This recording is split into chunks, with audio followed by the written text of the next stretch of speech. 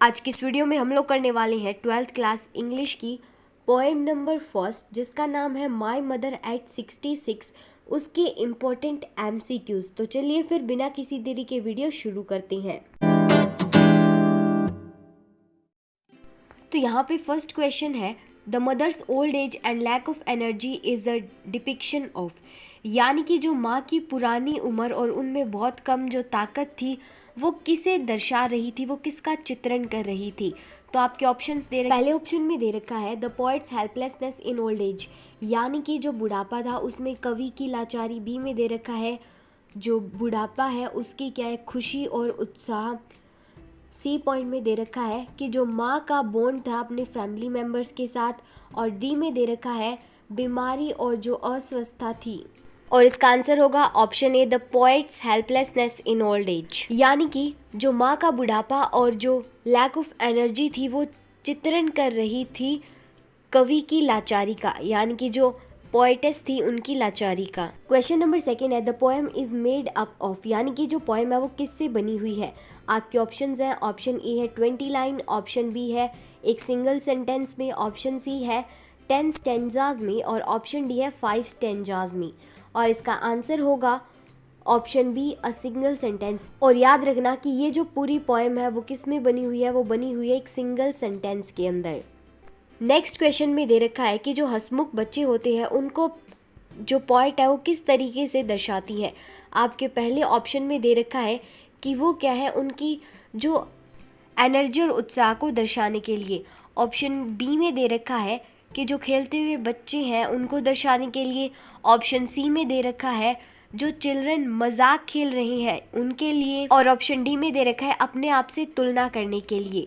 और इसका आंसर होगा option A, show energy and exuberance of young children, यानी कि क्या है, ऊर्जा और उत्साह दिखाने के लिए छोटे बच्चों का। क्वेश्चन नंबर 4 है, the narrator is only using her smile to, यानी कि जो नरेटर होती है वो अपनी हंसी किसके लिए इस्तेमाल कर रही थी।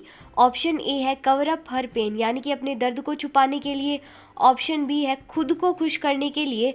ऑप्शन सी दे रखा है अपनी माँ को खुश करने के लिए। और ऑप्शन डी दे रखा है कि अपने पापा को खुश करने के लिए। और इसका आंसर होगा option A, cover up her pain. Question number 5 के अंदर आपसे यहाँ पे क्या फिगर ऑफ स्पीच पूछा गया है कि जो स्माइल एंड स्माइल है उसके अंदर कौन सा फिगर ऑफ स्पीच यूज हुआ है। तो यहाँ पर आपके ऑप्शंस हैं, ऑप्शन ए है एलिट्रेशन, ऑप्शन बी है रिपीटिशन, ऑप्शन सी है सिमली और ऑप्शन डी है मेटाफर। और इसका आंसर होगा ऑप्शन बी, रिपीटिशन, क्योंकि यहाँ पे क्या है, स्माइल स्माइल स्माइल बार बार रिपीट हो रही है और जहाँ पे रिपीटिशन आ जाती है तो वहाँ पे जो फिगर ऑफ स्पीच है वो भी क्या है, रिपीटिशन ही होता है। क्वेश्चन नंबर 6 है, she said to her mother, यानी कि वो अपनी माँ से क्या बोलती है। ऑप्शन ए है गुड बाय, ऑप्शन बी है ए यू रिवॉय, ऑप्शन सी है गुड मॉर्निंग गो और ऑप्शन डी है सी यू सून अम्मा। और इसका आंसर होगा option D, see you soon Amma. Question number 7 है, when the narrator looked at her mother again she felt a pang of, यानी कि जब नरेटर अपनी माँ की ओर दोबारा से देखती है तब उसे क्या है, एक पीड़ा का एहसास होता है। वो पीड़ा क्या थी। आपके ऑप्शंस हैं, ऑप्शन ए है उसका पहले वाला दर्द, यानी कि हर फेमिलियर एक। ऑप्शन बी है गिल्ट, यानी कि घृणा। ऑप्शन सी है हार्ट अटैक, ऑप्शन डी है अ हेडेक। और इसका आंसर होगा ऑप्शन ए, हर फेमिलियर एक, यानी कि उसका पुराना दर्द। क्वेश्चन नंबर 8 है, the narrator again compared her mother to, यानी कि जो नरेटर है वो दोबारा से अपनी मदर का कंपैरिजन करती हैं, किससे करती हैं। आपके ऑप्शंस हैं, ऑप्शन ए है समर सन, ऑप्शन बी है रेन क्लाउड्स, ऑप्शन सी है लेट विंटर्स मून और ऑप्शन डी है ट्रीज एंड प्लांट्स। और इसका आंसर होगा option C, late winter's moon, यानी कि अपनी माँ का जो वो कंपैरिजन है वो करती हैं लेट विंटर्स मून से। एक बात और, अगर आप ये सारे MCQs कर लेते हो ना तो सारी पोएम है वो आपके टिप्स पर आपको याद हो जाएगी। आपको बहुत छोटे से छोटे पॉइंट सारे कवर हो जाएंगे इसके अंदर, जिससे आप एक बड़ा क्वेश्चन भी बना सकते हो। क्वेश्चन नंबर 9 है, children spilling out is an, यानी कि जो चिल्ड्रन है वो क्या है, बाहर आ रही हैं, इसे हम क्या है, कौन सा फिगर ऑफ स्पीच कहेंगे। आपके ऑप्शंस हैं, ऑप्शन ए है सिमली, ऑप्शन बी है मेटाफर, ऑप्शन सी है पर्सोनिफिकेशन और ऑप्शन डी है ट्रांसफर्ड एपिथेट। और इसका आंसर होगा ऑप्शन बी, मेटाफर, यानी कि चिल्ड्रन स्पिलिंग आउट है वो क्या है, एक मेटाफर है। क्वेश्चन नंबर 10 है, tree printing is a poetic device, यानी कि जो ट्रेस प्रिंटिंग वर्ड है वो कौन सा पोएटिक डिवाइस है वो हमें बताना है। तो इसके ऑप्शंस हैं, ऑप्शन ए है पर्सोनिफिकेशन, ऑप्शन बी है एलिट्रेशन, ऑप्शन सी है रिपीटिशन और ऑप्शन डी है सिमली। और इसका आंसर होगा ऑप्शन ए पर्सोनिफिकेशन, क्योंकि जो ट्रीज़ है, स्प्रिंटिंग का मतलब होता है भागना, जो ट्रीज़ है वो भाग तो नहीं सकते, भागते कौन है, इंसान है। तो इंसानों की क्वालिटी का कंपैरिजन करना नॉन लिविंग थिंग्स के साथ, वो हमारा क्या है, पर्सोनिफिकेशन कहलाता है। नेक्स्ट क्वेश्चन है she soon put that thought out of her mind and, यानी कि क्या है, वो जो उसके माइंड में थॉट चल रहा है वो क्या उसको एक बार बाहर कर देती है और वो फिर क्या करती है। आपके ऑप्शंस है, ऑप्शन ए है स्माइल्ड, ऑप्शन बी है लाफ्ड हर्टली, ऑप्शन सी है she cried bitterly, option D है looked out of the window. और इसका आंसर होगा option D looked out of the window, यानी कि जो उसके दिमाग में थॉट चल रहे हैं वो उनको एक बार साइड रखती है और वो क्या विंडो से बाहर देखती है। क्वेश्चन नंबर 12 है the poetess says her mother looked pale like a, यानी कि जो पोइटेस है वो कहती है कि उनकी मम्मा जो है वो किसकी तरह पीली दिखाई दे रही है। आपके ऑप्शंस है, ऑप्शन ए है कॉप्स, ऑप्शन बी है घोस्ट, ऑप्शन सी है मल नरिश्ड चाइल्ड और ऑप्शन डी है एनिमिक पर्सन। और इसका आंसर होगा ऑप्शन ए कॉप्स, यानी कि जो उनकी मदर है वो क्या है, एक लाश की तरह पीली दिखाई दे रही है। क्वेश्चन नंबर 13 है the person in the car beside the poetess was, यानी कि कार के साइड में जो पर्सन बैठा था पोइटेस के वो कौन था।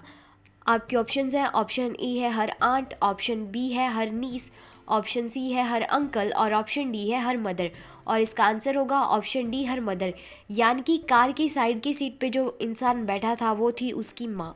क्वेश्चन नंबर 14 है शी वॉज गोइंग टू, यानी कि जो पोइटेस है वो कहाँ जा रही थी। आपके ऑप्शंस है, ऑप्शन ए है गोवा, बी मुंबई, सी कोचिन और ऑप्शन डी है कोलकाता।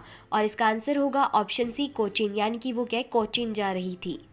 क्वेश्चन नंबर 15 है कमला दास वॉज एन, यानी कि कमला दास क्या थी। आपके ऑप्शंस हैं, ऑप्शन ए है बंगाली, ऑप्शन बी पंजाबी, सी केरलाइट और ऑप्शन डी गुजराती। और इसका आंसर होगा ऑप्शन सी केरलाइट, यानी कि वो क्या है, केरला से रिलेटेड थी। क्वेश्चन नंबर 16 है what were the words she used while parting from her mother, यानी कि जब वो अपनी माँ से अलग हो रही थी तब उन्होंने क्या वर्ड्स बोले थे।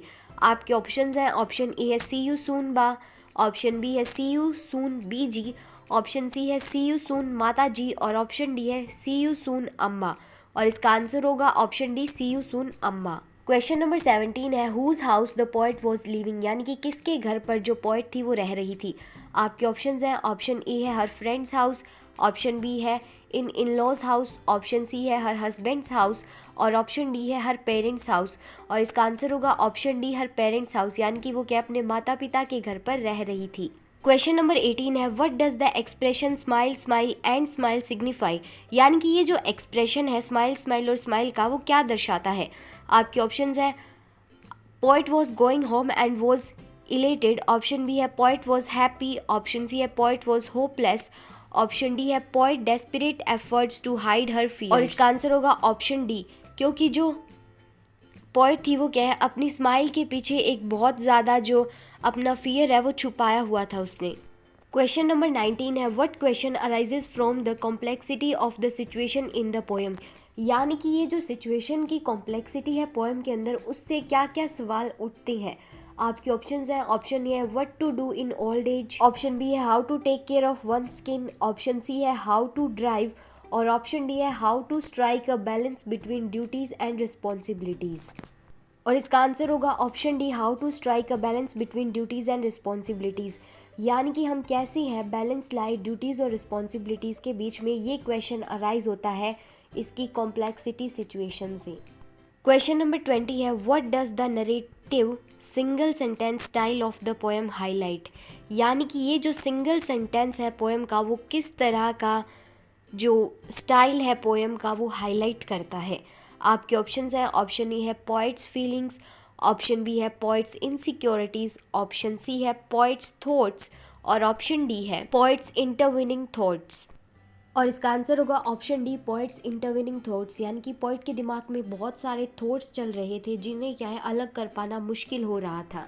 This question is for you guys who is the poet of this poem, यानी कि इस पोएम के पोइट कौन है। आपके ऑप्शंस हैं, ऑप्शन ए है जॉन कीट्स, ऑप्शन बी है रूडयार्ड किपलिंग, ऑप्शन सी है विलियम वर्ड्सवर्थ ऑप्शन डी है कमला दास। अगर आपको इसका आंसर पता है तो जल्दी से इसका आंसर कमेंट कर दो।